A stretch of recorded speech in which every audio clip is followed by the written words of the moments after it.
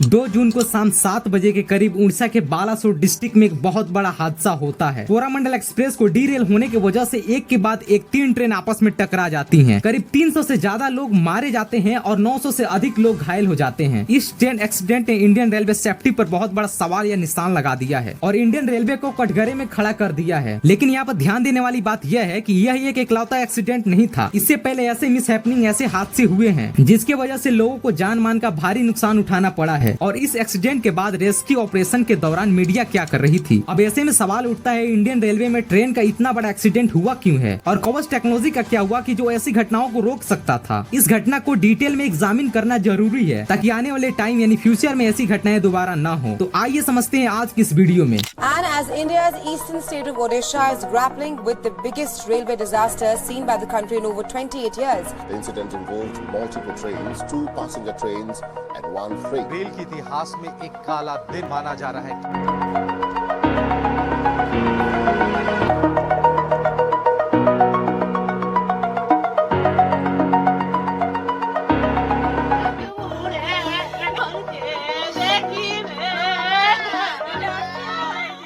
जिस जगह यह हादसा हुआ है उस जगह 2 मेन लाइन है, अप लाइन और डाउन लाइन। अप लाइन पर वेस्ट बंगाल के शालीमार स्टेशन से चलने वाली ट्रेन नंबर 12841 यानी कोरामंडल एक्सप्रेस ट्रेन चेन्नई की तरफ जा रही थी और दूसरी तरफ डाउन पर यशवंत एक्सप्रेस आ रही थी जो बेंगलुरु से निकली थी। अप लाइन पर जा रही कोरामंडल एक्सप्रेस को 130 किलोमीटर प्रति घंटे के लिमिट मिली हुई थी और ट्रेन के स्पीडोमीटर के डिटेल के हिसाब से जिस समय यह हादसा हुआ उस समय ये ट्रेन 128 किलोमीटर प्रति घंटे की स्पीड से चल रही थी। तभी अचानक कोरामंडल एक्सप्रेस अप लाइन से अप लूप लाइन की तरफ मुड़ गई और उड़ीसा के भंगा बाजार स्टेशन के पहले खड़ी एक आयरन ओर से भरी मालगाड़ी से टकरा गई। जिस कोरोमंडल एक्सप्रेस को अप लाइन से गुजरना था वो सिग्नल सिस्टम के फेलियर से अप लूप लाइन पर आ गई। इस जबरदस्त टक्कर ने कोरोमंडल एक्सप्रेस को डीरेल कर दिया और इसके कुछ कोचेस डाउन लाइन पर आ गई और जब ये टक्कर हुई उस समय बेंगलुरु के एम विश्वेश्वरैया से चलकर हावड़ा तक जाने वाली ट्रेन नंबर 12864 यानी यशवंत एक्सप्रेस डाउन लाइन से गुजर रही थी। यशवंतपुर एक्सप्रेस के लास्ट के 2 कोचेस के साथ टक्कर हुई जिसके चलते ये ट्रेन भी डीरेल हो गई। हालांकि वैसे तो कोरोमंडल एक्सप्रेस में LHB कोचेस लगे हुए थे जो काफी लाइट वेट होते हैं और इन्हें ऐसे डिजाइन ही किया जाता है कि ट्रेन एक्सीडेंट के दौरान ये टॉपल न हो पाए। आयरन ओर जैसी भारी भरकम मालगाड़ी से टक्कर होने के कारण क्रिएट हुए मैसिव फोर्स से इस ट्रेन की कोचेस टॉपल हो गई जिसमें 300 से ज्यादा लोग मारे गए हैं और 900 से अधिक लोग घायल हो गए हैं। दोस्तों, कोरोमंडल के ड्राइवर अभी भी सीरियस कंडीशन में है जिन्होंने अपने बयान में कहा है कि उस लाइन पर आगे बढ़ने के लिए हमें ग्रीन सिग्नल मिला था। इसके अलावा जिस आयरन ओर से भरी मालगाड़ी को कोरोमंडल एक्सप्रेस टकराई उसके गार्ड साहब एक्सीडेंट के समय इंस्पेक्शन के लिए मालगाड़ी से नीचे उतरे हुए थे, इसीलिए आयरन और मालगाड़ी का गार्ड जी का भी एस्टीमेट रिकॉर्ड कर लिया गया है। कोरोमंडल एक्सप्रेस के loco pilot and loco assistant pilot का ट्रीटमेंट अभी आइसोलेशन में किया जा रहा है और सेफ्टी रीजन से उनकी ट्रीटमेंट की लोकेशन रिवील नहीं किया गया है और ये दोनों इस वक्त ICU में अपनी जिंदगी के लिए लड़ रहे हैं। दोस्तों, इस हादसे ने कई जिंदगियों को ऐसा जख्म दिया है शायद वो ताउम्र तक ना भूल पाए। एक और क्वेश्चन है कवच को लेकर। कवच एक ट्रेन कोलाइजन अवॉइडेंस सिस्टम है यानी टी के सिस्टम भी बोल सकते हैं जिसमें आमने सामने से 2 ट्रेन आ रही है उसको टकराने से रोका जा सकता है या फिर एक ट्रेन एक दूसरे के पीछे चल रही है और काफी करीब आ गई है तो कवच एक्टिव हो जाता है और दोनों ट्रेनों में इमीडिएटली ब्रेक लगा देता है। ये जो कवच टेक्नोलॉजी है अभी हाई डेंसिटी रूट पे लगाई जा रही है। जैसे वो रूट इंडिया के 5 बड़े सेंट्रल चेन्नई, कोलकाता, मुंबई और गुवाहाटी को कनेक्ट करता है। इसीलिए इस रूट में जहाँ ये एक्सीडेंट हुआ है वहाँ पे ये टेक्नोलॉजी नहीं थी। ये जो टेक्नोलॉजी है वो निकल कर आती है वंदे भारत एक्सप्रेस से। वंदे भारत एक्सप्रेस के जनक कहे जाने वाले सुधांशु मणि जी का एक इंटरव्यू पब्लिक हुआ है जहां उन्होंने कहा उनके हिसाब से एक्सीडेंट को देखकर उन्हें लग रहा है कि अगर एक कवच टेक्नोलॉजी होती तभी भी इस एक्सीडेंट को रोका नहीं जा सकता था क्योंकि इस पार्टिकुलर एक्सीडेंट में 2 चलते हुए ट्रेन की टक्कर नहीं हुई है बल्कि रीजन ये था कि कोरोमंडल एक्सप्रेस पटरी से उतरकर लूप लाइन पर खड़ी मालगाड़ी से टकरा गई। ये जो सिस्टम है वो ट्रैक को नहीं बदल सकता है। अब आप पूछोगे कि वो ट्रेन लूप लाइन की तरफ चली गई थी और मालगाड़ी से टकराने वाली थी तब तो ये सिस्टम काम कर सकता था ना, पर जब तक वो ट्रेन लूप लाइन में आ गई थी तब उस ट्रेन के पास उतना टाइम ही नहीं था कि वो मालगाड़ी से टकराने से पहले रुक जाए। हमें ये समझना चाहिए कि ट्रेन 128 किलोमीटर प्रति घंटे की स्पीड से चल रही थी। इस लूप लाइन में घुसने के बाद शायद उस ट्रेन को रोकना नामुमकिन था। हमें ये भी नहीं मानना चाहिए कि कवच सिस्टम से सारी जानें बच जाएगी। इस चीज के लिए देखते हैं CAG, इंडियन रेलवे और NCRB रिपोर्ट को। NCRB रिपोर्ट के हिसाब से 10 सालों में लगभग 2,60,000 लोगों की मौत हो गई थी ट्रेन एक्सीडेंट में। पर इस प्रॉब्लम को सॉल्व कैसे करना है उससे पहले हमें ये समझना होगा कि लोगों की मौत कैसे होती है। NCRB रेलवे की एक्सीडेंट डेथ को 5 कैटेगरी में बांटती है। 2018 में 13